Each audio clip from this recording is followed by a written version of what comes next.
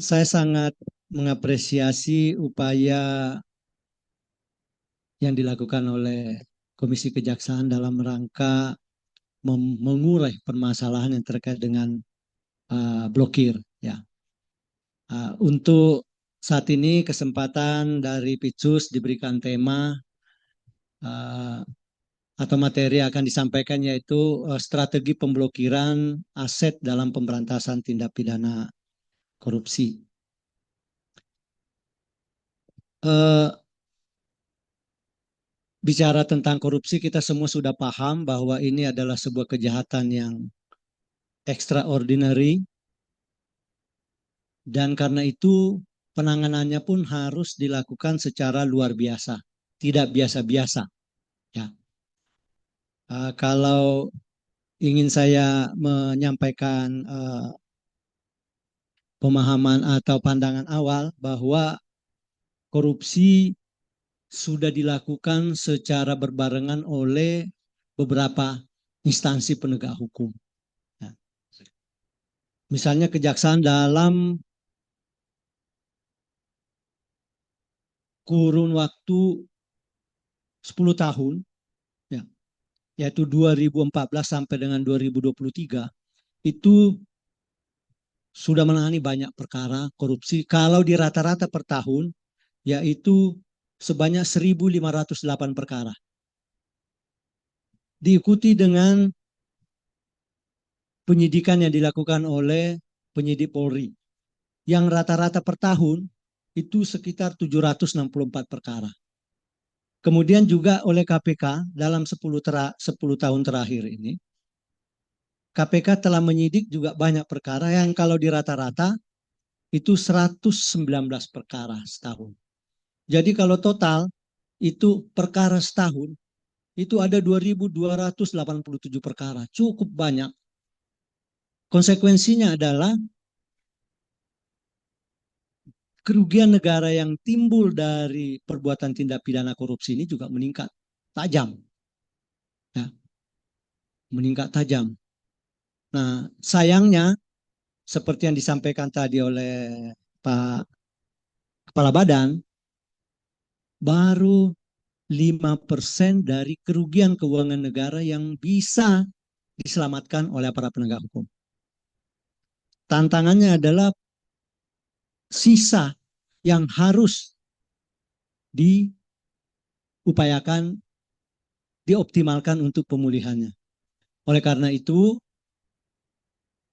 Kejaksaan telah mengubah beberapa paradigma penanganan perkara tindak pidana korupsi yang semula berfokus pada follow the suspect, ya, bagaimana mencari alat bukti guna menghukum pelaku saja. Dengan masuk penjara, sepertinya penanganan perkara korupsi sudah selesai. Masanya itu sudah lewat. Kita sekarang masuk pada model in-rem, di mana fokus penanganannya selain upaya membuktikan perbuatan pelaku untuk membawa atau menghukum pelaku, juga secara berbarengan diupayakan untuk mengoptimalkan pengembalian kerugian keuangan negara melalui beberapa hal. Ya. Ada yang dikenal dengan penerapan TPPU, follow the money. Mengikuti perbuatan itu dari aliran uang. Nah, ini kita banyak dapat informasi dari PPATK. Mungkin nanti dari narasumber PPATK juga bisa memberikan gambaran tentang bagaimana perbuatan tindak pidana yang juga melibatkan banyak transaksi-transaksi keuangan. Perkembangannya kemudian ternyata kejahatan korupsi itu tidak saja melibatkan transaksi keuangan, tetapi ada hal lain yang juga tidak kalah pentingnya, baik merupakan alat maupun hasil kejahatan, yaitu aset, baik bergerak tidak bergerak. Oleh karena itu kemudian juga paradigma penanganan perkaranya juga kita kemudian tambahkan dengan follow the asset, mengikuti perbuatan itu berdasarkan aset yang dimiliki pelaku. Bahkan saat ini kita tambahkan lagi selain penerapan pidana korporasi maupun TPPU, sekarang kita juga menerapkan pembuktian perbuatan berupa merugikan perekonomian negara. Ya. Nah, dari upaya-upaya itu terlihat bahwa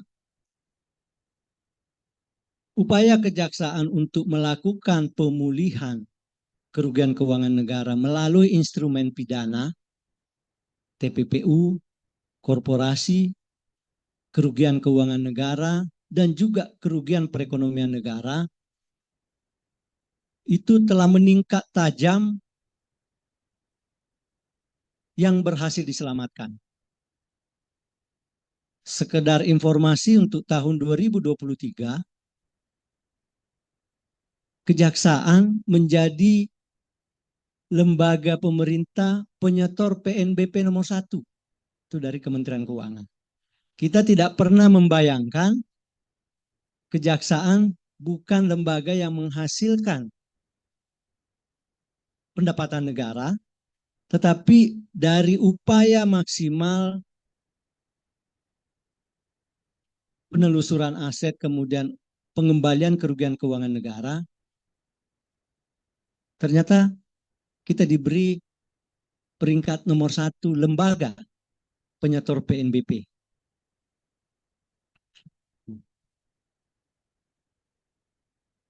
Karena ya upaya maksimal tadi, memang tantangannya juga banyak. Tantangannya banyak. Bapak Ibu bisa tahu ketika menangani perkara Jiwasraya, selain penanganan perkaranya, kita juga menghadapi 77 gugatan keberatan terhadap penyitaan aset. Jadi secara paralel penanganan perkaranya sedang dilakukan, tapi sisi lain kita juga menghadapi gugatan atas penyitaan terhadap beberapa aset.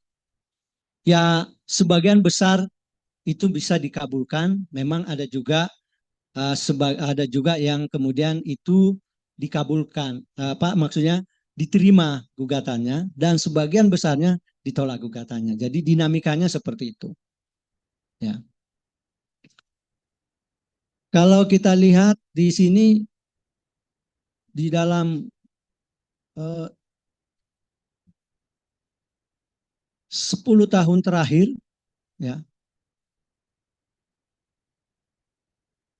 upaya pemulihan kerugian keuangan negara cukup signifikan.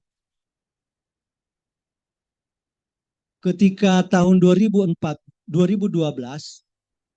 upaya pemulihan kerugian keuangan negara yang dilakukan oleh Kejaksaan hanya sekitar 400 miliar atau 0,4 triliun.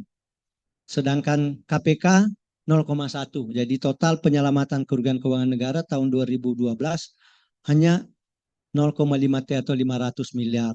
Demikian juga tahun-tahun seterusnya selalu meningkat, dan sampai dengan tahun 2023 kita sudah melakukan penyelamatan kerugian keuangan negara. Totalinya adalah lebih dari 100 T yang dikembalikan dalam berbagai bentuk. Ada yang dikembalikan ke kementerian lembaga yang dirugikan, ada yang dikembalikan ke pemerintah daerah yang keuangan daerahnya dikorupsi, ada yang dikembalikan ke BUMN, dan ada yang disetorkan ke kas negara. Nah, jadi pintunya banyak hal. Jangan hanya ditunggu atau dilihat berapa besar yang disetorkan ke kas negara. Tapi bagaimana penyelamatan keuangan negara yang dikembalikan kepada kementerian lembaga, BUMN, BUMD, dan pemerintah daerah.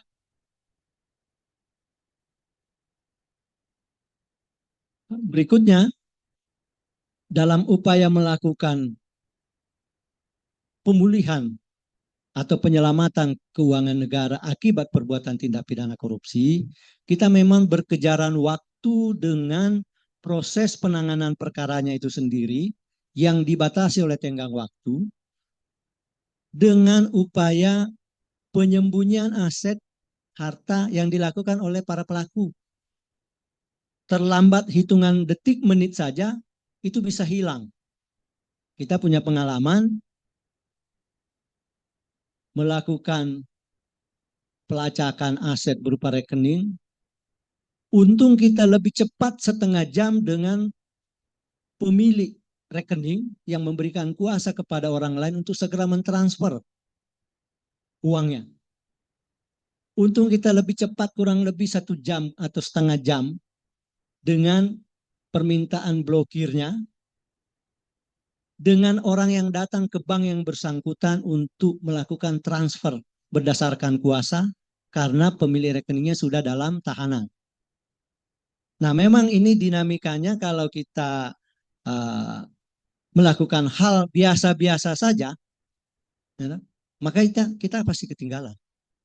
Seperti yang saya katakan di awal, bahwa tindak pidana korupsi, kejahatannya luar biasa, maka penanganannya pun harus dengan cara-cara yang luar biasa. Tidak bisa dengan cara biasa-biasa. Karena sesungguhnya upaya penyelamatan aset itu kita melindungi hak-hak ekonomi masyarakat. Hak negara, hak kesejahteraan masyarakat.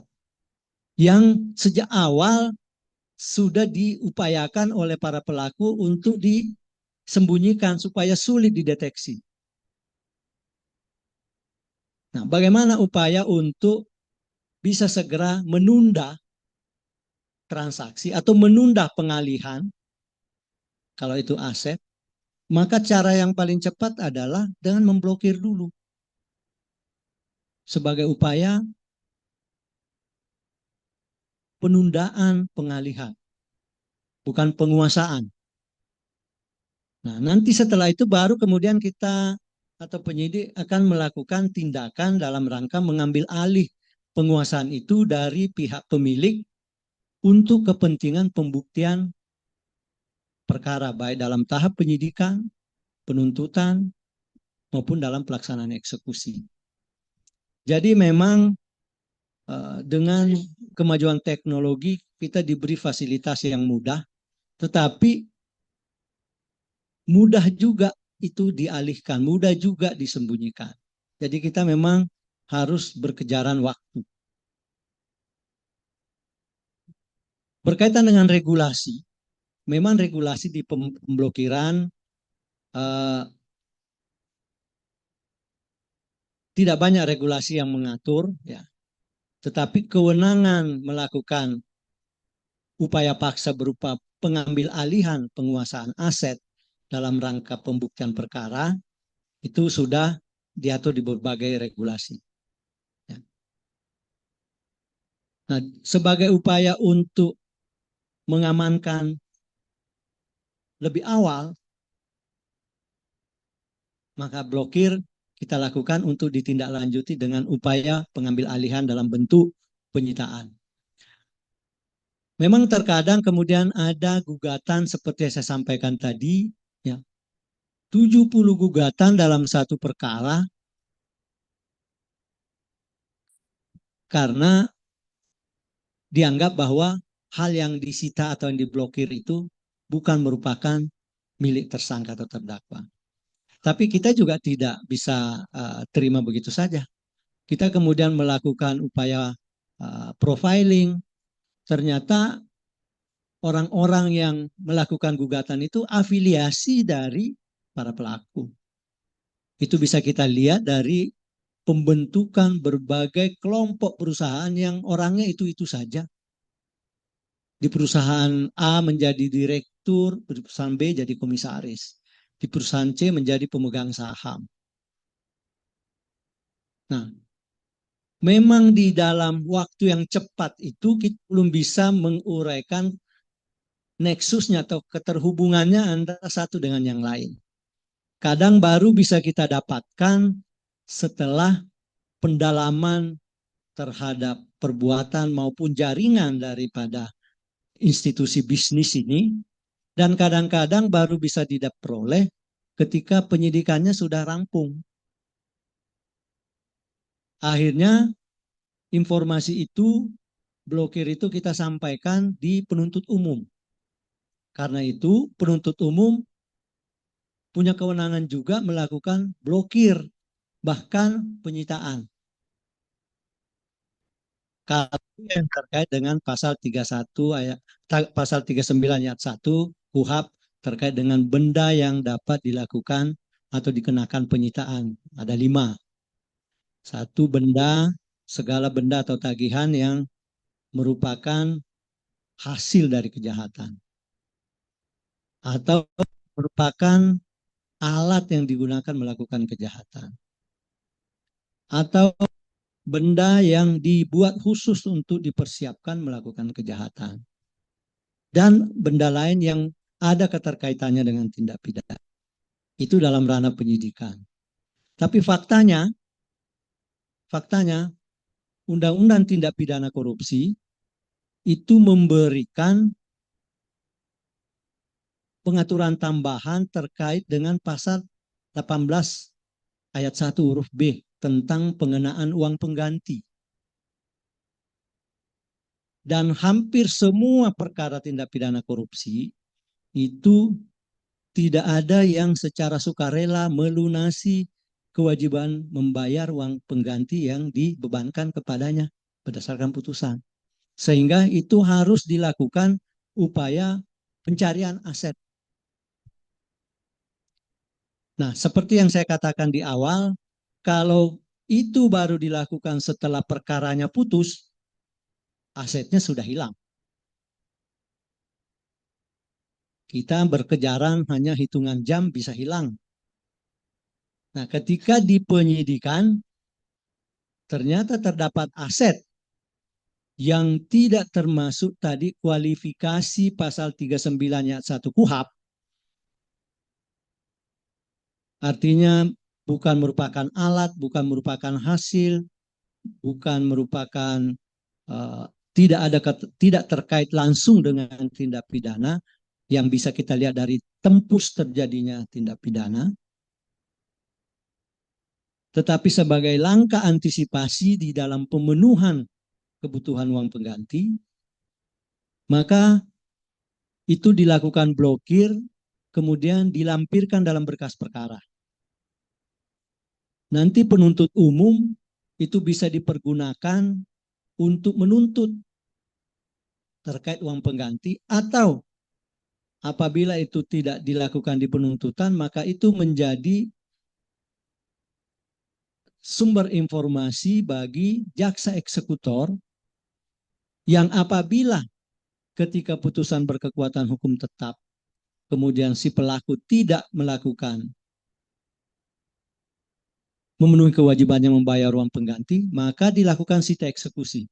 Jadi penyidik, penuntut umum maupun jaksa eksekutor punya kewenangan juga untuk melakukan sita.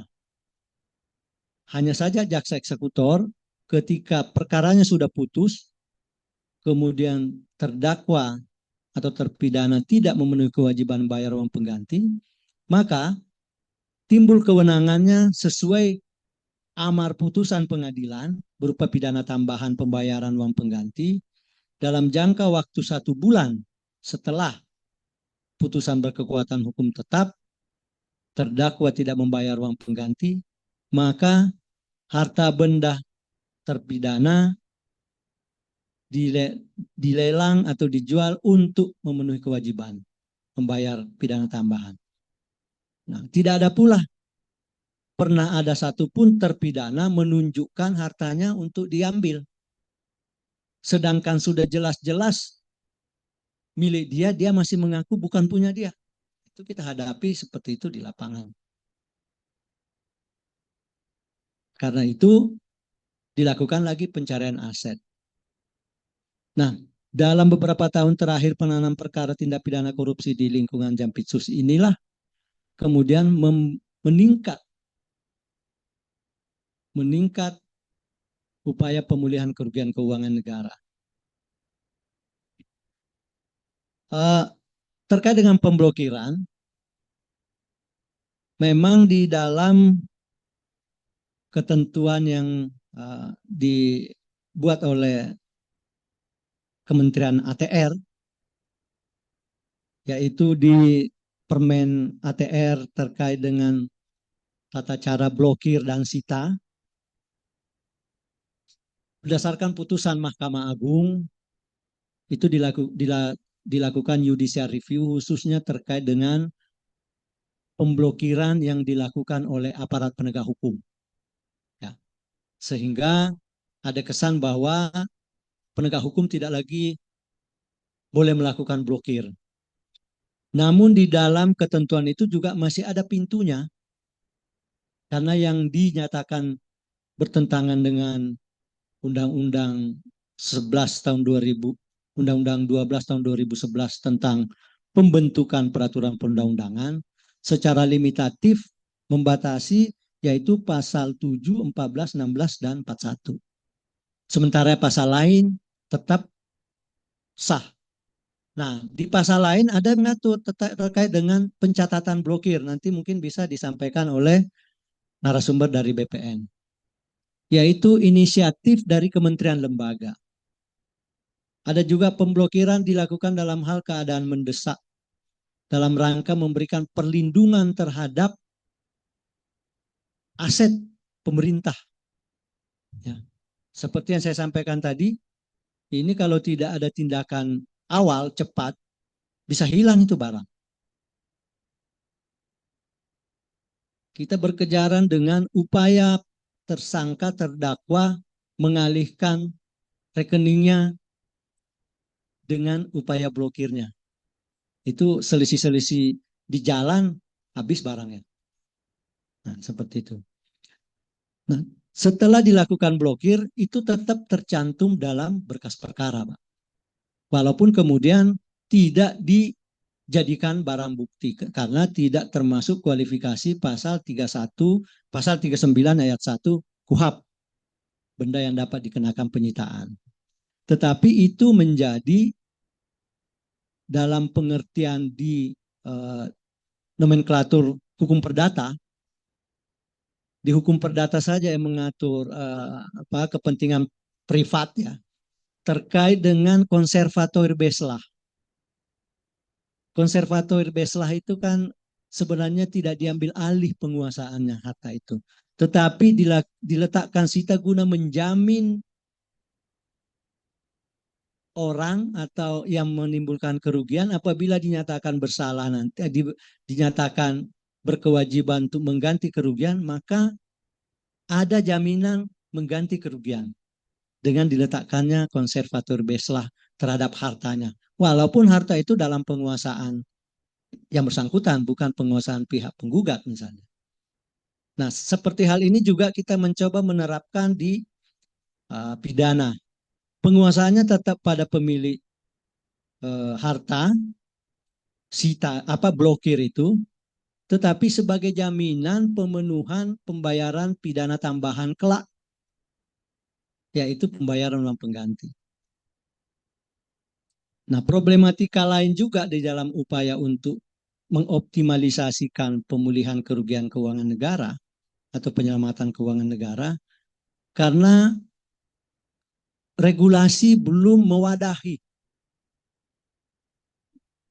Undang-Undang 3199 tentang pemberantasan tindak pidana korupsi, khususnya mengatur pidana tambahan tadi, pasal 18 ayat 1 huruf B, yang menghukum pelaku untuk mengganti kerugian keuangan negara, tapi dibatasi jumlahnya, yaitu sebesar-besarnya sama dengan yang diperoleh.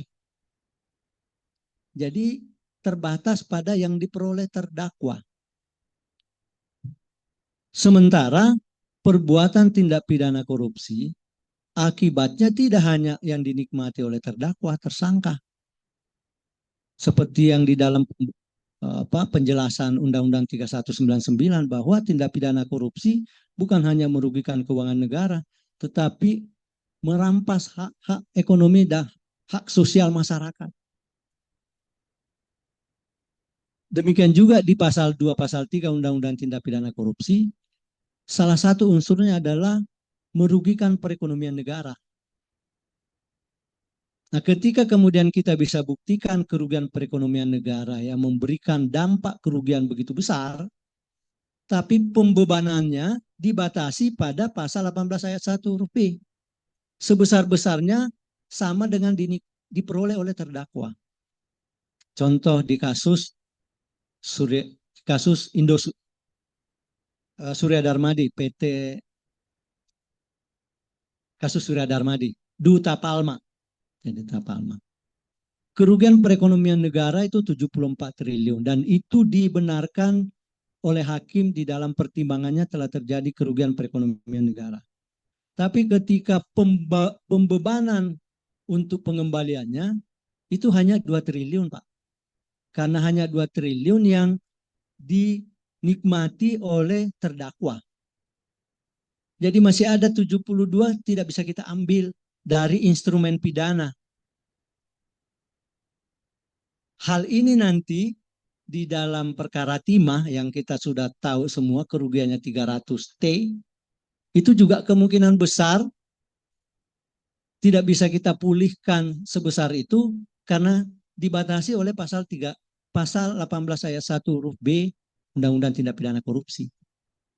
Karena kerugian yang terjadi tidak hanya kerugian keuangan negara, tapi dampak dari perbuatan itu menimbulkan kerugian yang begitu besar, kerugian ekologis, kerugian perekonomian, dan selanjutnya.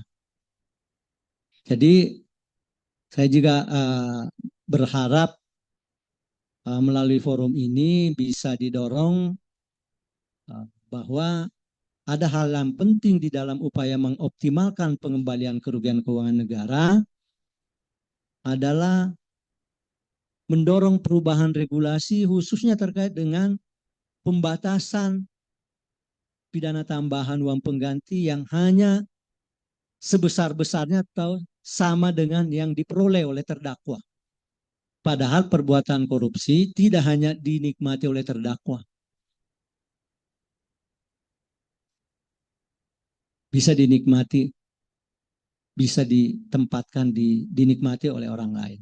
Nah, ini dinamika yang berkembang yang kemudian baru kita menyadari setelah kita menghadapi perkara-perkara dengan tingkat kerugian yang begitu besar, berupaya untuk melakukan pemulihan berupa pembebanan pengembalian kerugian ternyata terbentur pada ketentuan yang ada. Beda halnya dengan di Undang-Undang Lingkungan Hidup yang menerapkan strike liability. Ya, di situ diatur pelanggar yang melakukan yang merusak lingkungan menimbulkan kerugian wajib menggantinya. Tidak dibatasi.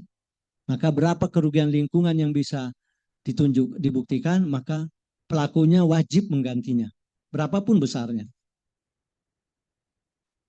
Tapi di Undang-Undang Tindak Pidana Korupsi dibatasi jumlahnya. Bukankah tindak pidana korupsi ini sebenarnya menimbulkan kerugian keuangan negara atau keuangan negara jauh lebih besar dari itu. Tapi dibatasi.